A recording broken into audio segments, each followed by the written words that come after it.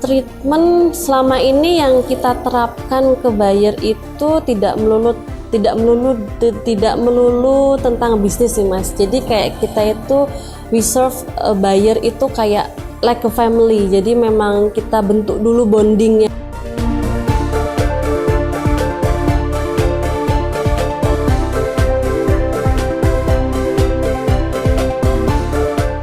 Kalau Agil, alhamdulillah kami ekspor itu di beberapa negara di Eropa, ada juga di Asia. Kalau Eropa itu spesifiknya kita ada di Belanda, ada di Jerman, ada di Prancis, Swiss, Portugal.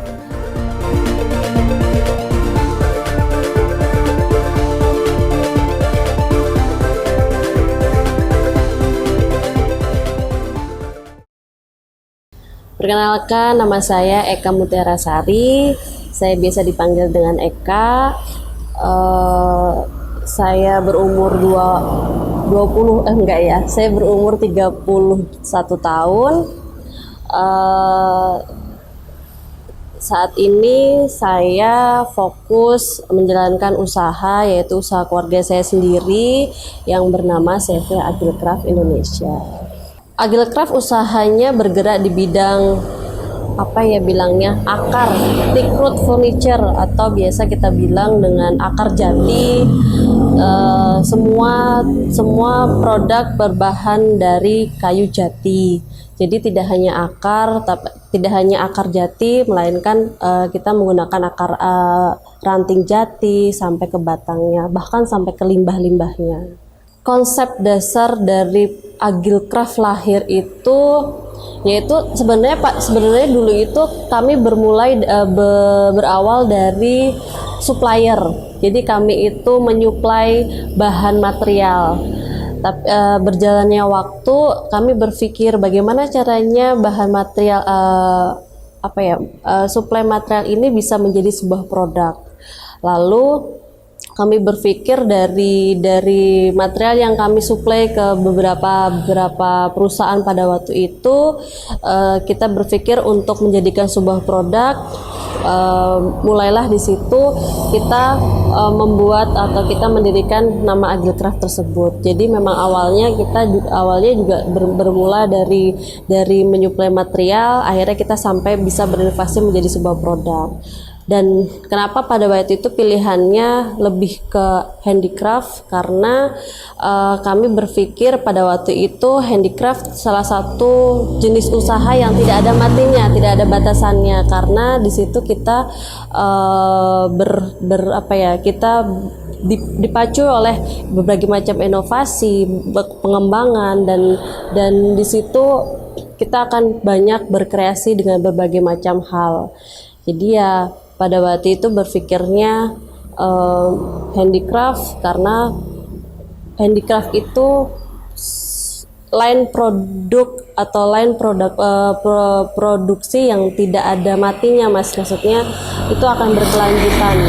Jadi tidak hanya stop pada waktu itu, ya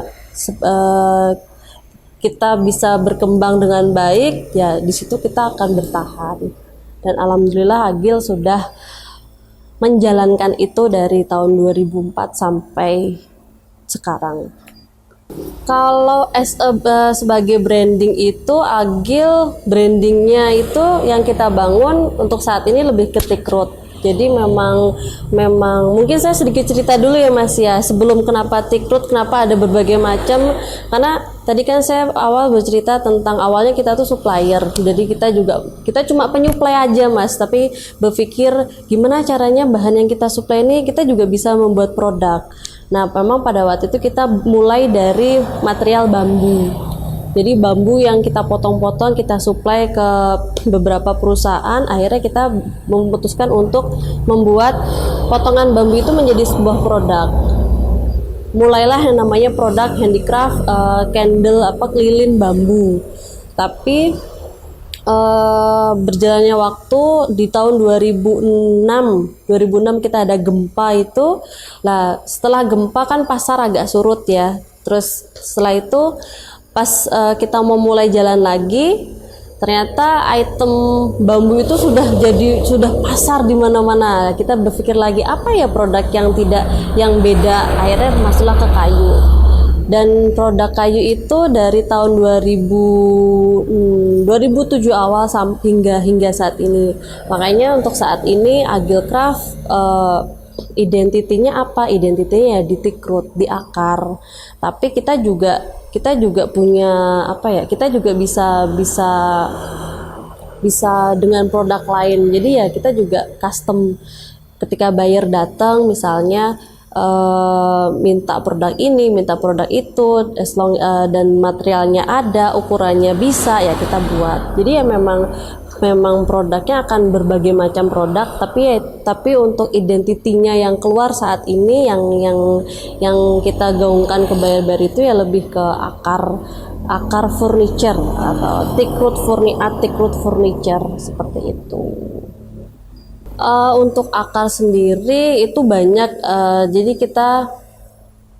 kita bentuk akar itu seperti meja, seperti konsul table atau meja konsul. Ada produk stool juga. Stool itu biasanya familiarnya itu dengan kursi. Terus ada berbagai macam handicraft juga, jadi kayak produk kecil-kecil seperti tempat buah atau pelenan yang setiap hari-hari kita pakai di dapur yang buat masak itu, Mas. Jadi akarnya itu ya kita sulap menjadi produk-produk yang multifungsi. Ya seperti tadi yang saya sudah ceritakan, bisa dipakai sebagai meja, sebagai kursi, sebagai dekorasi, sebagai bentuk-bentuk animal, yaitu nanti masuknya ke dekorasi dan lain-lain seperti itu. Kenapa pasar luar? Karena pada di awal 2004 ketika kami mengeluarkan produk itu juga kami kan menjual produk itu di toko di Kasongan pada waktu itu. Nah di Kasongan sendiri kan tamu-tamunya juga dari luar, Mas. Nah alhamdulillah kita dapat tamu-tamu, dapat pembeli itu dari sana. Lalu berlanjut sampai sekarang karena memang selain pada waktu kita punya toko, kita juga sering mengikuti pameran yang memang di situ wadahnya dunia industri kayu untuk melakukan pameran. Jadi misalnya kayak ada Effects dan lain-lainnya. Jadi ya memang pada waktu itu yang sering kita ikutkan kegiatan pamerannya lebih ke market yang skalanya untuk ekspor. Jadi selama ini kita kenapa diekspor ya karena memang kegiatan-kegiatan yang kita ikuti itu yang ada di dunia yang sifatnya skalanya di pasar luar. Jadi memang agak sedikit agak banyak dominan di luar daripada untuk domestiknya. Kalau treatment selama ini yang kita terapkan ke buyer itu tidak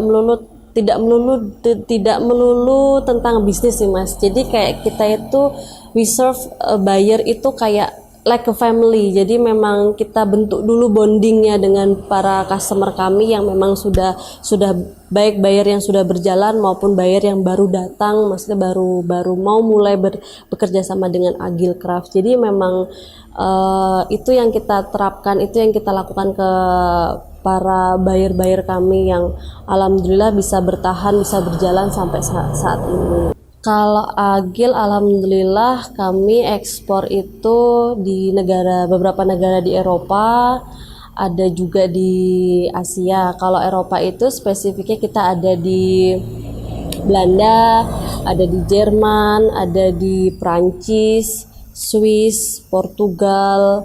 Yang terbaru ada Norway yang sedang lagi intens komunikasi tiap malam karena memang durasi kerja kita beda ya, Mas. Yang malam itu di sini kita bisa tidur pulas lah, saya lagi on-onnya gitu, maksudnya karena memang perbedaan waktu dengan negara-negara sana kan. Lalu untuk Asia sendiri alhamdulillah kita sudah masuk ke pasar Jepang. Jadi kita sudah punya buyer reguler Jepang yang Itu juga jadi salah satu target di tahun kemarin, pengen banget punya bayar Jepang. Alhamdulillah sudah kesampaian dan alhamdulillah bertahan sampai sekarang. Jadi saya dengan Jepang termasuk baru jalan 2 tahun. Kalau minimal ekspor sebenarnya tergantung kebutuhan ya Mas ya. Jadi untuk jenis apapun produk sebenarnya bisa diekspor selagi kita punya produknya, kita punya materialnya, dan kita punya pembelinya. Tapi dan itu biasanya dilihat juga jenis produknya apa. Kalau kayak produk yang agil yang kami pasarkan itu memang kita melakukan ekspor itu pengirimannya melalui darat seperti kontainer. Nah, ketika kontainer pun sebenarnya juga ada minimalnya. Jadi tidak yang harus full satu kontainer, tapi di minimal seperti LCL. Jadi kayak ada kontainer konsolidasi itu ada minimalnya. Biasanya sih kalau dari MKL-nya itu minim 2 kubik. Jadi kubik itu nanti akan tahu dari dimensi produknya. Tapi juga ada produk yang memang dia produknya kecil-kecil, maksudnya kayak yang kitchenware, tableware gitu kan produknya cukup slim, cukup ramping ya. Itu bisa kita kirim bisa menggunakan seperti DHL, FedEx. Jadi tidak melulu dengan kontainer, tapi juga bisa menggunakan yang flight. Jadi yang pakai ekspedisi udara, by udara seperti itu. Tentu kalau untuk jangka pendek, karena kami kita sudah jalan dari 2004 hingga sekarang yang memang dominan pasarnya di luar, ada keinginan lebih bisa masuk ke pasar domestik. Jadi memang jangka pendek kami pengen bisa Agilcraft juga cukup familiar di teman-teman domestik, maksudnya di pasar domestik. Untuk jangka pendeknya ya memang kita merambahnya ke domestik. Domestik itu nanti yang kita sudah mulai, kita juga sudah bekerja sama dengan event-event, jadi dengan IO yang ada di Jogja. Jadi kita support untuk merchandise-nya, terus untuk souvenir dan lain-lainnya. Jadi memang untuk domestik juga kita sudah mulai memperhitungkan Mas. Jadi biar bisa balance gitu. Jadi kita pengennya market Agil itu ada di luar dan ada di dalam juga. Karena ketika dalam kuat, luar kuat, jadi biar bisa kedepannya lebih oke lagi. Dan pengembangan lanjutannya itu kita pengen buat kayak semacam kita bisa bilang jasa ya Mas ya, karena produk kita juga nggak jauh-jauh dari jasa kan. Misalnya kayak kita punya produk terus nanti bisa dikolaborasiin sama teman-teman arsitek atau teman-teman yang bisa gambar lah, biasa kita sebut dengan arsitek ya.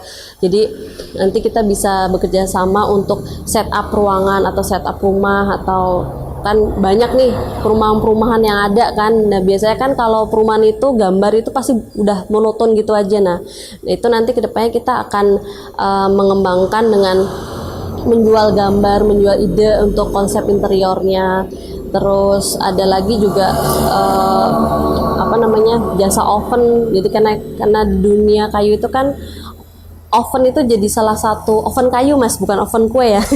Oven kayu itu termasuk salah satu alat tools yang paling penting. Jadi dan memang kami dari beberapa teman belum semua industri sudah memiliki oven kayu sendiri lah. Kami kedepannya pengen merambah bisnis yang bisa masuk dengan genre produk kita ya, dengan jasa oven. Jadi menjasakan. Jadi orang punya barang nih, punya kayu tapi dia nggak punya oven, tapi nanti bisa dijasakan ke tempat kami, atau nanti dengan konsep oven yang akan kita bangun lagi. Jadi ya semua masih linear dengan tem Agilcraft, tidak terlalu keluar jauh. Jadi semua masih on the track. Jadi kita juga bukan nanti kedepannya untuk domestik sendiri ya. Kita pengen juga punya istilahnya reseller atau reseller atau trader. Pokoknya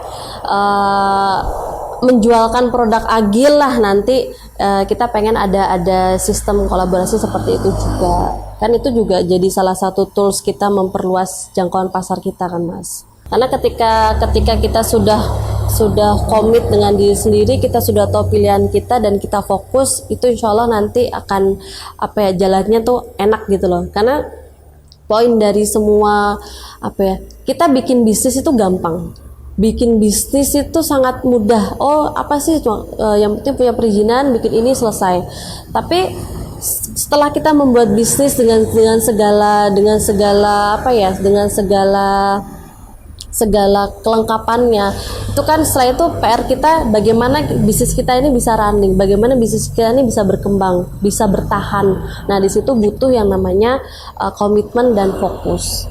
Kalau dua itu sudah jalan dan kita sudah tahu line apa, bisnis apa yang mau kita ambil, entah apapun itu ya, tidak hanya bisnis ya, maksudnya pekerjaan apapun itu yang akan kita ambil, nah itu nanti semua akan ikut, akan ngalir. Jadi itu tadi, pokoknya komitmen dan fokus itu menjadi hal yang utama. Dan jangan lupa berdoa. Doa orang tua, restu orang tua itu penting banget. Itu yang selalu yang selalu diterapkan orang tua saya. Pokoknya kerja itu niatnya bismillah, fokus. Kamu komit dengan apa yang kamu ini, insya Allah semua lancar. Yang doa orang tua selalu ngikutin, dan yang paling utama tambahan dari doa orang tua itu sedekah. Agilcraft, kita ada di website www.agilcraftindonesia.com, ada juga di Instagramnya agilcraft_Indonesia. Dan kalau mau ke kita juga ada offline, ada semacam showroom ya Mas ya. Showroomnya ada di daerah Senang Sari, tepatnya di Jalan Raya Pajangan, Desa Jetis, RT 01, Senang Sari, Pajangan, Bantul.